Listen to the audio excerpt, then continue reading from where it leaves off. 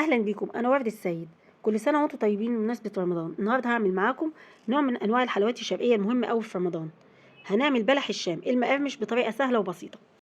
حطيت كوبايه من الميه، عليهم ربع كوبايه من الزبده السايحه. انت ممكن تحطي سمنه او زيت عادي يعني. بعد كده ضفت عليهم معلقه كبيره من السكر ورشه ملح ومعلقه صغيره من الفانيليا ومعلقتين كبار من اللبن البودره، وده ممكن اختياري، ممكن تستغني عنها.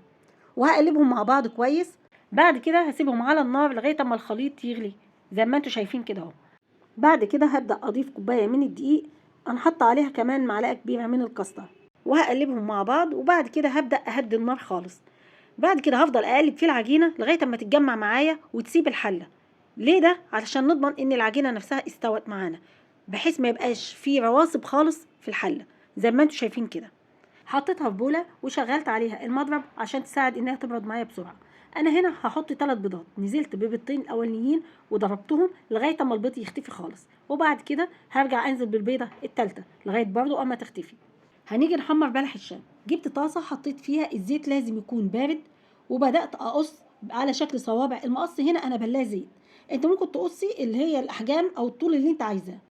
تاني حاجة، حاولي ما تمليش الطاسة علشان تعرفي تقلبي بلح الشام ويتحمر معاكي كويس.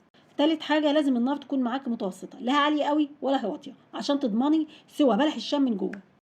بمجرد اول ما ياخد اللون الذهبي اللي انت شايفاه ده، لازم تطلعيه على طول من الزيت. بعد كده انا كنت عامله الشربات في الاول خالص، وهسيب لكم مقاديره في صندوق الوصف. الشربات هنا انا حاطه عليه بودره زعفران نص معلقه صغيره. بعد كده هنزل فيه بلح الشام وهحطه في مصفى عشان ينزل الشربات الزياده اللي فيه.